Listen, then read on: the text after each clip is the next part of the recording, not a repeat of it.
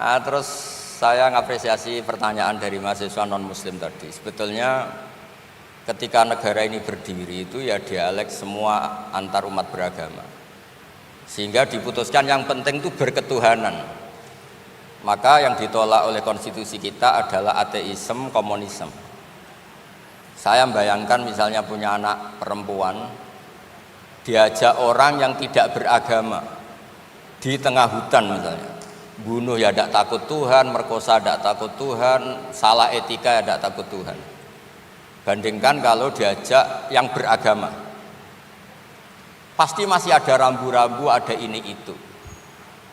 Sehingga memang masalah betul ketika orang tidak berketuhanan itu. Jadi saya ingatkan Mas tadi, siapa tadi namanya?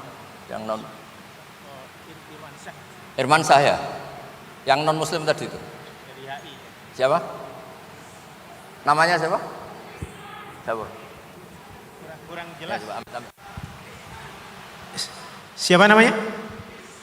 Krisna. Krisman. Ya, Oke, namanya Krisman. Jadi Mas Krisman ya, kalau dibilang nggak pernah ada dialog dulu ketika negara ini berdiri, itu semua tokoh agama bersepakat. Termasuk saat itu ya ada Perindo, selain ada NU ada Perindo. Itu yang ditentang itu adalah ateisme. Karena kalau orang tidak bertuhan itu ngeri. Ngerinya itu ya tadi misalnya kita punya anak perempuan atau punya keluarga, diajak orang yang tidak beragama. Misalnya berzina ya tidak takut dosa, merkosa ya tidak takut, bunuh ya tidak takut karena nggak punya Tuhan. Mungkin takutnya sama polisi ya kalau ketahuan, kalau enggak. Tapi kalau orang bertuhan ini sistem kesalehannya, sistem kebaikannya ini berlipat-lipat. Takut hukuman Tuhan, takut ep sosial, takut ini itulah, sehingga kita bersepakat berketuhanan. Lalu kedua, ada beberapa kejadian nyata di beberapa negara yang fahamnya itu tidak bertuhan, itu bekas kondom atau bekas apa dipakai lagi, didaur ulang. Bahkan tinja yang bisa dikelola jadi bahan makanan. Kalau yang beragama tidak, termasuk mungkin di ilmu medis ini tidak wilayah saya, tapi saya cerita mungkin masalah-masalah kayak ya apa hal-hal yang menurut kita dilarang, menurut agama mereka enteng saja. Misalnya bikin cadangan-cadangan organ tubuh dan sebagainya. Kalau beragama itu masih enak, aturannya jelas. Kalau nggak beragama itu repot. Sehingga saya cerita sedikit lagi-lagi karena kadung dipuji ahli Quran Pak Kures sama saya. Saya cerita. Dulu ketika Rasulullah itu sugeng masih hidup, itu ada kekuatan politik. Satu Romawi bertuhan, yang satu Persia tidak bertuhan, tidak berkitab suci. Ketika Romawi kalah, itu Rasulullah itu susahnya bukan main, karena yang masih mentautkan diri dengan Tuhan kalah sama yang sudah tidak bertuhan. Dan ketika akhirnya Persia yang kalah, yang menang Romawi, Nabi itu ikut senang karena yang bertuhan mengalahkan yang tidak bertuhan. Kenapa penting bertuhan? Karena bertuhan itu setidaknya punya aturan. Melakukan ini dosa, melakukan ini dosa. Empati sama fakir miskin itu ibadah. Semua agama pasti sama di tema-tema seperti itu. Sehingga berketuhanan ini penting sekali, kata Pak Kures tadi, berketuhanan itu luar biasa. Terus kedua, ini penting juga. Saya mohonnya, saya pernah juga disowani beberapa tokoh dari Mabes Polri. Saya sering bilang, Indonesia utamanya pejabatnya harus terima kasih sama seluruh rakyat Indonesia, karena itu aset yang sebenarnya Indonesia ya seluruh rakyat Indonesia. Saya cerita satu cerita, ini hadis sahih di Bukhari, nggak bisa dipertentangkan. Ini hadis sahih di Bukhari, di Muslim.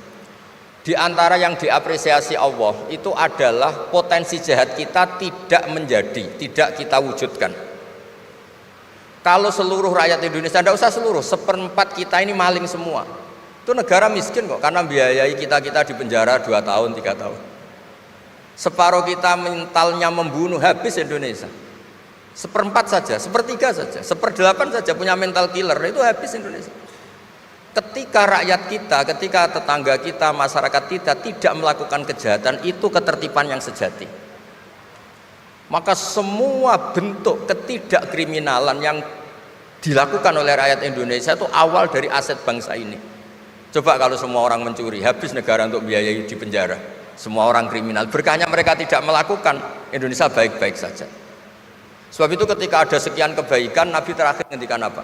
Takufu syarroka anin nas fa innaha shadaqatun minka ala nafsik. potensi jahat kamu jangan kamu lakukan, itu sudah menolong peradaban. Para gadis tetap gadis karena nggak diperkosa, orang yang punya kambing satu tetap punya kambing satu karena nggak dicuri, orang yang berkarir tidak terhenti karena karakternya nggak dibunuh, tidak dihujat, tidak dihentikan, tidak disetop oleh cibiran, oleh bulian. Maka di antara 7 orang yang dilindungi Allah, fi dzillihi yauma la dzilla illa dzilluh, itu Nabi hanya cerita orang yang nggak jadi. Di antara yang diceritakan Nabi dalam sebuah hadis, saya ini lelaki sejati, sangat mencintai sepupu saya, dan saya mau ngumpuli dia, tidak mau sampai saya kasih uang 100 dinar. Setelah saya kasih 100 dinar, saya ingin ngumpuli dia dengan cara salah tentu. Dia gak mau dan berpesan, la tafuddal khatam illa bihaqqi. Kamu jangan ngumpuli saya sebelum nikah.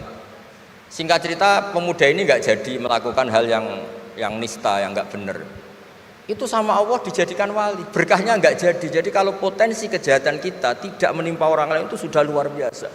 Jangan nunggu berjasa kita dapat penghargaan setelah kita jadi kiai besar, jadi dosen UGM, jadi ini itu. Semua masyarakat kita yang menahan potensi kejahatannya itu adalah aset sejati Indonesia.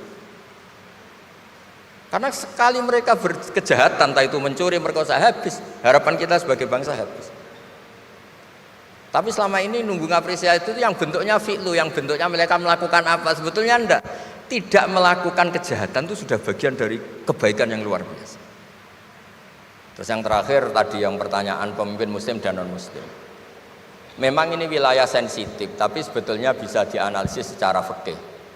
Ya saya ulang lagi, bisa dianalisis secara fikih Nusantara, fikih kebangsaan. Jangan dianalisis pakai fikih yang internal dalam Islam. Saya ulang lagi, jangan dianalisis menurut fikih yang di internal Islam. Kita beri contoh umum saja ya. Kita beri contoh umum saja. Dulu Pak Gores pernah mencontohkan kalau non muslim bisa jadi pilot beneran, padahal dia non, sama Pak Munjid yang kiai di UGM nggak bisa jadi pilot. Kira-kira milih mana?